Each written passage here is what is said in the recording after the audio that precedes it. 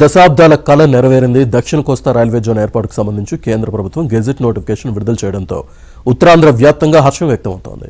Visakha railway station వద్ద TDP శ్రేణులు భారీ ఎత్తున సంబరాలు నిర్వహించారు. దీనికి సంబంధించి మరింత సమాచారాన్ని మా ప్రతినిధి సతీష్ అందిస్తారు. దశాబ్దాల కాలంగా చిరకాల వాంఛైన ఉత్తరాంధ్రకు రైల్వే జోన్ ప్రకటన సాధ్యమైంది. గెజిట్ నోటిఫికేషన్ కూడా అధికారికంగా ప్రకటించారు. ప్రస్తుతం మనతో పాటుగా టీడీపీ నేతలు ఉన్నారు. వారిని అడిగి మరిన్ని విషయాలు తెలుస్తున్నాం. ఇది ఈ రోజు కోరిక 40 ఏళ్ల సుదీర్ఘ పోరాటం. అనేక సార్లు దీని మీద పోరాటం చేయటం, ముఖ్యంగా ఏదైతే విభజన చట్టం ఉందో అందులో వెరీ క్లియర్గా మెన్షన్ చేశారు, రైల్వే జోన్ ప్రకటిస్తామని చెప్పేసి. తర్వాత మళ్ళీ విశాఖ డివిజన్ లేని రైల్వే జోన్ ఇస్తామన్నారు, దాన్ని ఒప్పుకోలే. మళ్ళీ లాస్ట్ గవర్నమెంట్లో కనీసం 50 ఎకరాలు ఇస్తే రైల్వే జోన్ కార్యకలాపాలు స్టార్ట్ చేస్తాము అంటే కన్స్ట్రక్షన్ అన్నారు. వాళ్ళు కనీసం నిమ్మక నీరెత్తినట్టు కూడా స్పందించలేదు. మళ్ళీ మనకు ప్రభుత్వం వచ్చిన తర్వాత, ఎన్డీఏ సర్కార్ ఇక్కడ మన కూటమి ప్రభుత్వం ఇక్కడ వచ్చిన తర్వాత మళ్ళీ ఏదైతే పోరాటం ఉందో, ఏదైతే ఆంధ్ర ప్రజల అలాగే ఉత్తరాంధ్ర ప్రజల మనోవాంఛ ఉందో రైల్వే జోన్ అనేది, దాన్ని మళ్ళీ తెరపైకి తెచ్చి అనేక సార్లు మన ఎంపీ శ్రీభర్త గారి నాయకత్వంలో అనేక సార్లు రిప్రజెంట్ చేయటం. మరి ఎందుకంటే దీని ఆవశ్యకతను కూడా చెప్పారు, ఇక్కడ డివిజన్తో పాటు రైల్వే జోన్ కావాలి అని చెప్పేసి.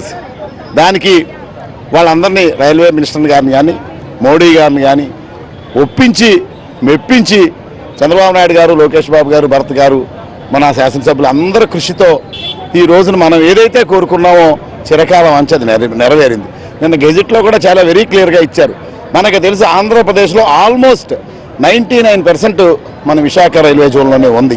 ఈ జోన్లో అవకాశాలు ఇప్పుడు ఆంధ్రప్రదేశ్ అంతా కూడా మన జోన్లోనే ఉంది. మరి ఏ ఎగ్జామ్స్ కానీ లేకపోతే రిక్రూట్మెంట్లో కానీ ఈ విధంగా ఉపాధి అవకాశాలు చాలా మెరుగుపడతాయి. అట్లాగే ఇక్కడ రైల్వే జోన్ వచ్చిన తర్వాత కూడా దీనికి సబ్సిక్వెంట్గా చాలా బెనిఫిట్స్ ఉన్నాయి. అక్కడ కూడా చాలా మందికి అనేక రకాలుగా డైరెక్ట్లీ ఆర్ ఇండైరెక్ట్లీ చాలా రకాలుగా ఉపాధి అవకాశాలు మెరుగుపడతాయి. అందుకనే ప్రజలందరూ కోరుకున్నారు, ఉత్తరాంధ్ర ప్రజలందరూ కూడా చిరకాల వాంఛ.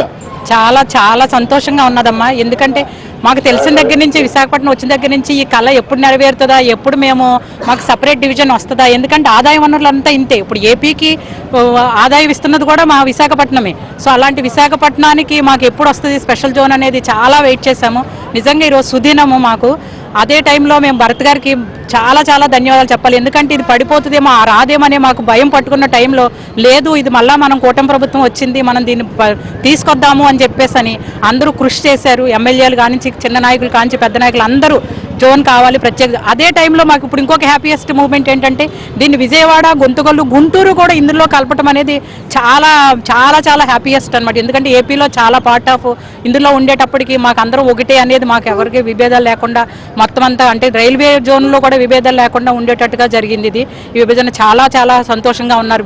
విశాఖపట్నం పీపుల్ అయితే ఇంకా జాబ్స్ అయ్యో మా పాకెట్లో ఉన్నట్టుగానే ఫీల్ అవుతున్నారు. ఇప్పుడు వస్తున్న కంపెనీస్ కావచ్చు, వాట్ ఎవర్ కమింగ్ జనరేషన్కి, ఇప్పుడు కన్నా కమింగ్ జనరేషన్కి చాలా చాలా ఇది బెనిఫిట్ అవుతుందని చెప్పేసి మేము అందరం అయితే విశాఖ ప్రజలు అందరం అనుకుంటున్నామమ్మా.